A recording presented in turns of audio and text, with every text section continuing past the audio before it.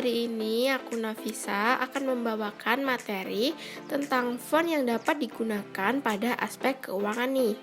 Bagi setiap orang pasti sudah tidak asing kan dengan kata font? Tapi apakah kalian tahu apa arti dari font itu sendiri? Font merupakan kombinasi dari jenis huruf, angka, simbol, dan kualitas lainnya seperti ukuran, ketebalan, dan juga jarak. Tetapi, apakah kalian pernah memperhatikan bahwa tidak semua font terlihat sama? Dari situs web, poster, buku, surat, dapat terlihat serupa atau sangat berbeda. Mengapa semua tidak terlihat sama? Itu karena mereka menggunakan font yang berbeda, dan font memiliki kegunaan dan karakter masing-masing.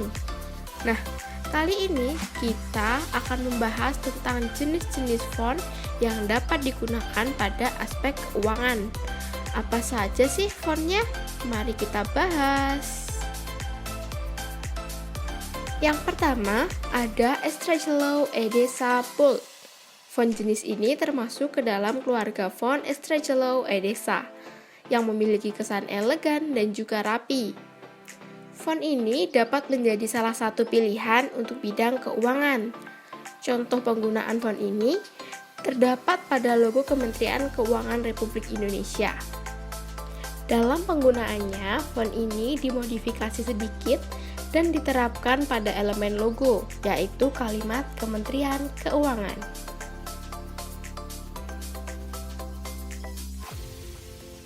Selanjutnya ada dari keluarga Estragalo Edesa lagi nih, yakni Estragalo Edesa Regular.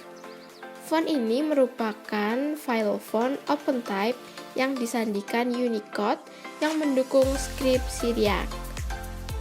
Bentuk skrip Syriac sendiri dirancang oleh Paul Nelson dan George Giras. Beberapa simbol termasuk simbol numbering didasarkan pada desain tipe monospace Courier. Font ini juga cocok dengan bidang keuangan karena desainnya yang simple dan juga indah. Contoh penggunaan font ini yaitu pada logo Kementerian Keuangan terdapat pada kalimat Republik Indonesia.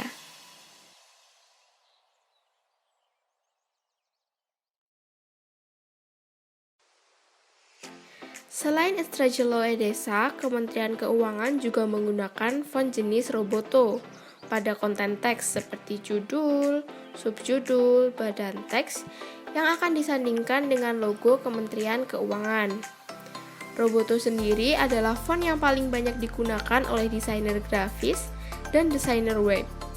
Karena font jenis ini paling mudah dibaca oleh mata manusia. Jenis font ini adalah jenis huruf dengan struktur mekanis dan sebagian besar berbentuk geometris. Pada saat yang sama, font memiliki kurva yang ramah dan terbuka. Jadi, tidak hanya untuk tampilan digital, font ini juga nyaman dipandang oleh mata manusia.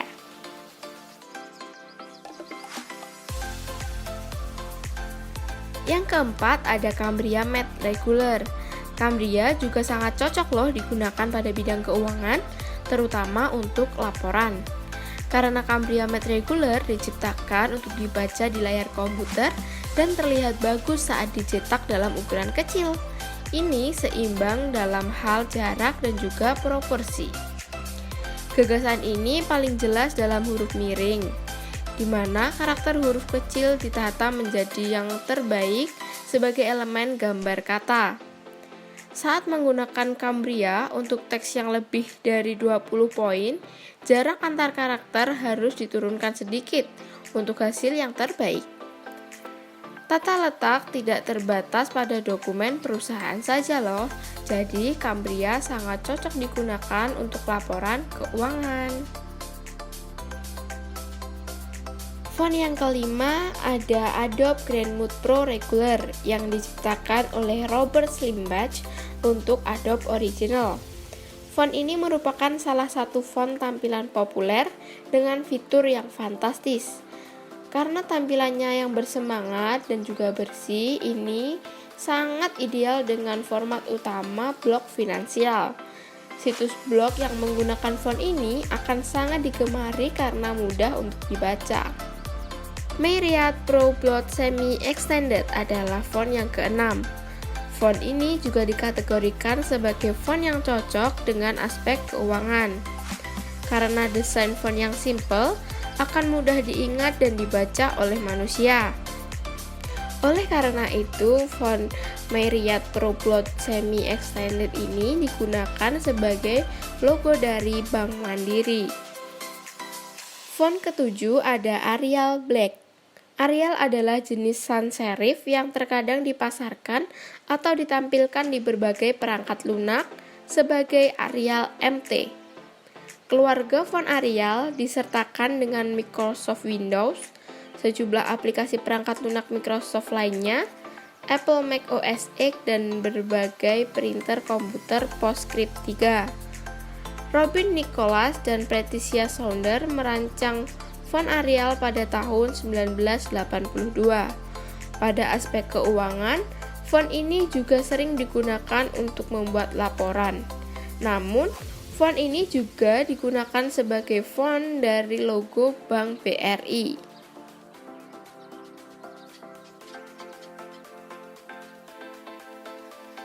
Fritz Quad adalah jenis huruf serif yang dirancang pada tahun 1965 oleh Ernst Fritz dan Victor Caruso. Font ini sering digunakan sebagai tampilan jenis huruf untuk kata-kata pendek dan judul karena jumlah detail dan bobot grafisnya. Font ini juga cocok untuk menulis blog tentang keuangan. Font ini juga digunakan sebagai logo utama dari Bank BNI. Font ke-9 ada font dot matrix. Font ini mungkin menjadi font yang paling sering kita jumpai. Namun, apakah kalian tahu di mana kita sering menjumpai font ini? Jawabannya ada di dalam struk. Mulai dari struk ATM sampai struk SPBU sering menggunakan font ini untuk font struknya. Font dot matrix ini pertama kali dikenalkan menggunakan printer dot matrix di masa lalu. Font jenis ini juga terdiri dari titik-titik yang membentuk karakter tertentu. Dan font yang terakhir adalah Helvetica atau yang dikenal juga sebagai Neue Grotesk. Adalah font sans serif populer yang dibuat pada tahun 1957 oleh desainer tipe Swiss Maximilian Diengers dengan bantuan dari Edward Hoffman. Helvetica adalah desain neo-grotesk yang terinspirasi oleh jenis huruf dari abad ke-19 yang ikonik dengan gaya Jerman dan Swiss lainnya. Helvetica merupakan salah satu font populer yang wajib kalian coba untuk membuat laporan sobat.